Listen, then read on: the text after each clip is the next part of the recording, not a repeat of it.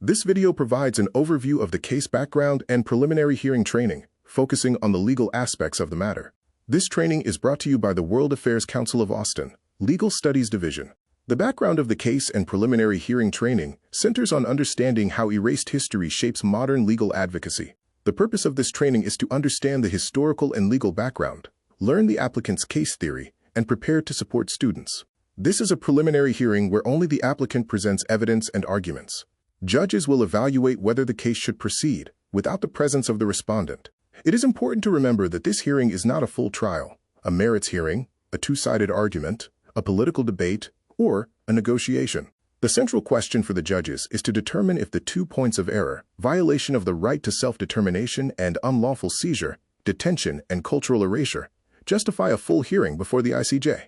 The applicant argues for continuous Armenian presence, highlights forced displacement and cultural destruction, and emphasizes violations of international law necessitating judicial intervention. The program position asserts that Artsakh has a continuous Armenian presence for millennia and that its governance predates Soviet borders. Furthermore, the 1920 to 1923 transfer lacks legal authority. The opposing narrative, according to the program position, is based on documents that do not constitute a lawful transfer, relies on misinterpretations, and is contradicted by the historical record. A severe blockade of the Lachin corridor lasted for 10 months, restricting food, medicine, and fuel. This caused severe shortages, with the civilian population being specifically targeted. Since the September 2023 invasion, over 140,000 Armenians have fled Artsakh, resulting in total depopulation and no safe return mechanism. The situation involves the detention of political and civic leaders, with reports of mistreatment and a lack of transparent legal process. The trial of Armenian leaders in Baku represents a crisis of international jurisprudence. The leaders, who facilitated the safe passage of civilians, face fabricated claims without accountability or transparent due process. A fundamental issue is the detention, conviction, and imprisonment of leaders who followed the laws of their country, only to be put on trial for breaking the laws of the invading country. Cultural destruction and the erasure of identity include damaging or altering churches, cemeteries, and monuments, and removing Armenian inscriptions. This constitutes genocide under the UN Genocide Convention of 1948. We now move to explore the historical and legal foundations that underpin the Armenian claims. The Treaty of Sèvres, signed in 1920, is the legal foundation of Armenian statehood. It recognized Armenia's right to self-determination and sovereign territory following the Armenian genocide, formalizing the borders through international consensus. The Treaty of Sèvres signifies international legitimacy.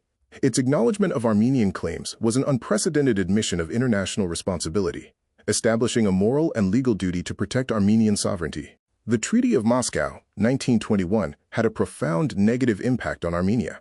It was fundamentally flawed due to the illegality of third-party territorial disposal, bypassing all norms of diplomatic legitimacy. The Moscow Treaty erased the Treaty of Sèvres and arbitrarily excluded Artsakh and Nakhichevan. It represented an institutionalized collusion between Soviet Russia and Kemalist Turkey at the expense of Armenian national survival. The Treaty of Kars, 1921, resulted in the permanent loss of the historic heartland regions of Kars and Ardahan to Turkey, denying Armenia control over its historical western frontier. The Treaty of Kars led to the permanent loss of the medieval Armenian capital of Ani and engineered the Nakhichevan exclave. The treaty's rigid terms continued to complicate modern diplomatic normalization. Stalin's 1921 Caucasus Bureau decision intentionally fragmented Armenian sovereignty by detaching Nagorno-Karabakh and Nakhichevan, appeasing Kemalist Turkey, and imposing artificial administrative borders. This decision facilitated the erasure of cultural heritage, weaponized minority status for the Armenian population of Nagorno-Karabakh, and strategically weakened Armenia's defensive depth, institutionalizing ethnic conflict. The legal foundation of Artsakh's independence rests on the 1977 USSR Constitution, which guaranteed the right to secede for all Union republics, the supreme legal authority of the land. As the Soviet Union dissolved, a legal vacuum emerged. The NKAO adhered to Soviet legal procedure, holding a democratic referendum in 1991 to exercise its right to self-determination. Recent modern events include a humanitarian crisis caused by the blockade, the September 2023 invasion that dismantled institutions, the forced displacement of the entire population, and cultural destruction. The key legal frameworks relevant to this case include the UN Charter, the ICCPR, the Geneva Conventions, the Hague Convention, and various ICJ precedents.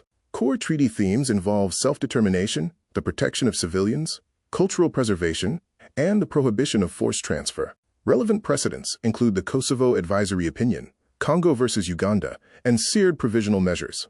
These cases provide a framework for analyzing self-determination, territorial integrity, and human rights violations. The applicant's theory centers on the violation of self-determination.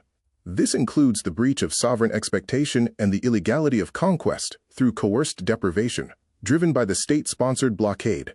The applicant also points to the violation of the UN Charter on the use of force and the forcible transfer of nearly 120,000 ethnic Armenians as a mechanism of territorial control. Another part of the applicant's theory addresses unlawful seizure, detention, and cultural erasure. This includes the arbitrary detention of civil and political leadership, dismantling the political identity of the displaced. Systemic destruction of cultural and religious heritage violates the Hague Convention.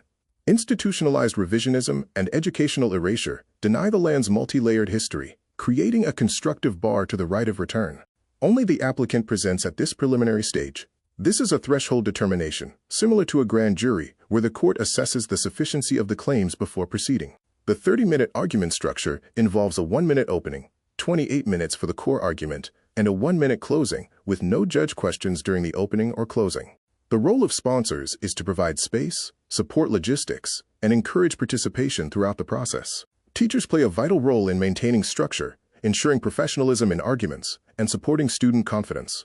Student attorneys are tasked with clarifying legal concepts and modeling advocacy, while strictly avoiding giving arguments to the students. Adults support the applicant's case by helping students understand history, apply treaties, build a roadmap for the argument, and anticipate potential questions. The protocol for sensitive topics is to redirect discussions to the legal and historical record, maintaining a professional and fact-based approach. Students must demonstrate legal grounding, historical understanding of the case, and a structured argument in their presentation. Judges evaluate the sufficiency of evidence, the legal merit of the claims, the structure of the argument, and the responsiveness of the students to the facts. The deliberation outcome hinges on one critical question: should the full court hear this case based on the evidence presented by the applicant?